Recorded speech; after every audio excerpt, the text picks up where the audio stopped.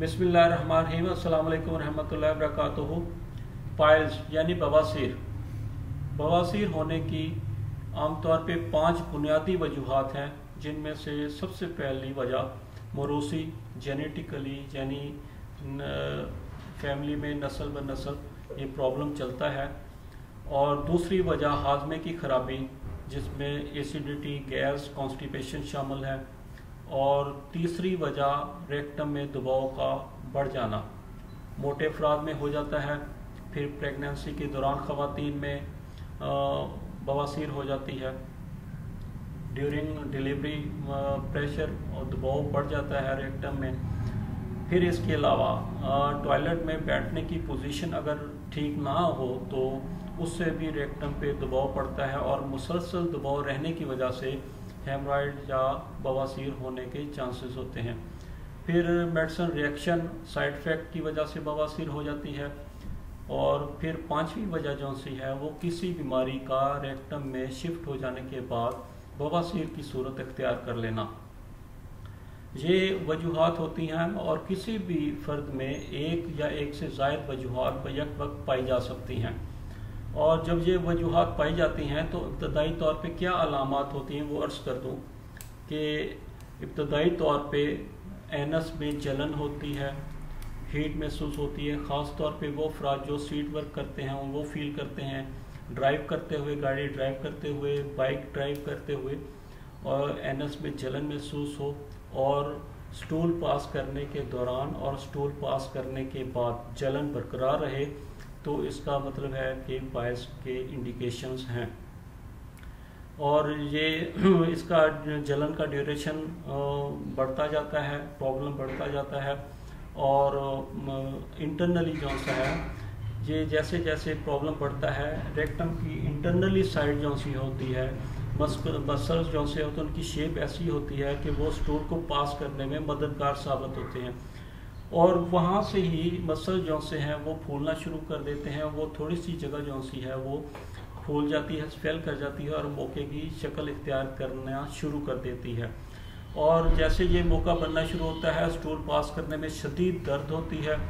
और जैसे जैसे ये मौका बड़ा होगा, इस दर्द में इजाफा होता जाएगा। मौका जो सा है इंटरनली रेक्टम में भी मुमकिन है, और एक्सटर्नली एनस के करीब भी मौका होना मुमकिन है, जैसे ये। अब ये मौका जब तक फटता नहीं उस वक्त तक बवासीर को हम कहेंगे ये बादी बवासीर है। जैसे ही ये मौका फटेगा, ब्लीडिंग होगी, बवासीर का स्टेटस चेंज हो जाएगा, कहा जाएगा ये खूनी बवासीर है। बहरहाल इंटरनली हेमराइड, इंटरनली मौका जो सा है वो ज़्यादा तकलीफ देह होता है बनिस्बत बैरूनी मौके के, क्योंकि स्टूल पास करने में शदीद दर्द और जलन होती है। फिर मौके की क्लासिफिकेशन की जाती है डिग्री वाइज। अगर इंटरनली रेक्टम में मौका है, स्टूल करने के दौरान वो बाहर नहीं निकलता, तो उसको हम कहेंगे फर्स्ट डिग्री हेमराइड। अगर स्टूल करने के दौरान वो मौका बाहर निकल आता है और खुद ब खुद अंदर चला जाता है तो उसको कहेंगे सेकंड डिग्री हेमराइड जी।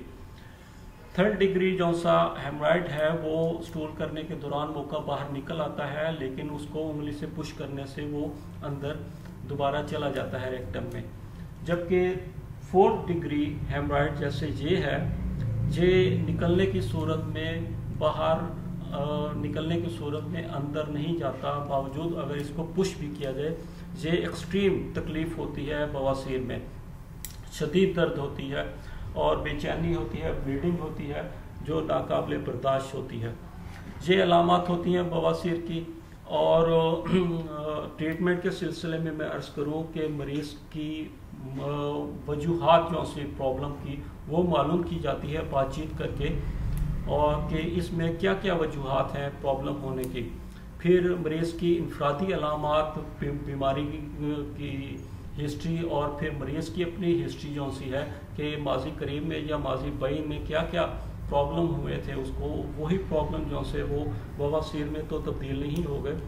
और उसकी हैबिट्स, उस खाने पीने की रूटीन, खाने पीने की हैबिट्स ये मालूम करके फिर ये तमाम अलामात लेने के बाद मरीज़ की मेडिसिन सेलेक्ट की जाती है।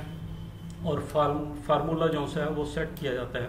अगर कोई ये कहे कि सिर्फ नाम पे बवासीर कह देने से मेडिसिन सेलेक्ट हो जाए तो ये बहुत मुश्किल और नामुमकिन हद तक है।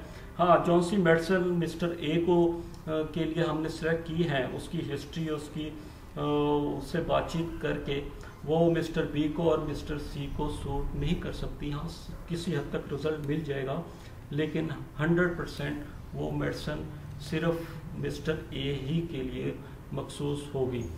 तो लेकिन सबसे बेहतर यही है कि मरीज़ इनफरादी तौर पे अपना इलाज कराए, बजाय इसके कि बीमारी का नाम बता के मेडिसिन जो सी खाना शुरू कर दे। और मेडिसिन में चंद मेडिसिन का जिक्र कर दूं। अगर मैंने इब्तदाई तौर पे बताया कि हीट महसूस हो एनस में, तो उसके लिए सल्फ़र और नेक्सामिका है। फिर प्रेगनेंसी के दौरान अगर बवासीर हो जाए, कोलोनसोनिया। फिर अगर हेमराइड एक्सटर्नली साइड पे एनस के करीब है तो एल्रोस्टोसी वो अच्छा काम करती है। शदीद जलन में रेटिनिया काम करती है।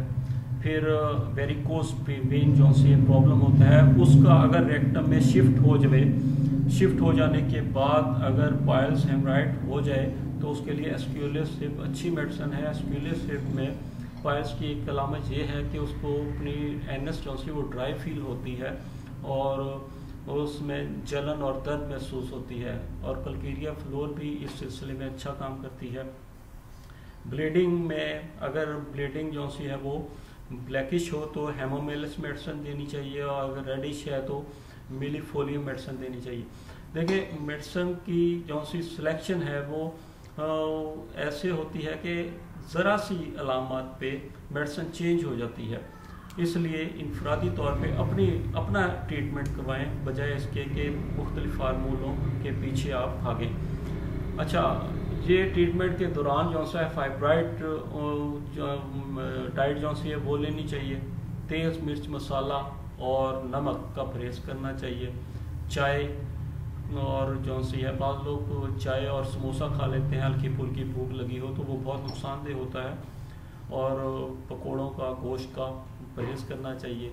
और बेवक्त खाना जो सा है उससे परहेज़ करना चाहिए। वर्जिश को बाकायदा रखना चाहिए। पानी का बकसरत इस्तेमाल करना चाहिए। और मैं अर्ज़ करूं कि अगर खाना खाने से पहले कम से कम 1 गिलास पानी पी लिया जाए तो बहुत फ़ायदा होता है। डॉक्टर लईक अहमद मिन्हास को इजाज़त। अल्लाह हाफ़िज़, फ़ी अमान अल्लाह।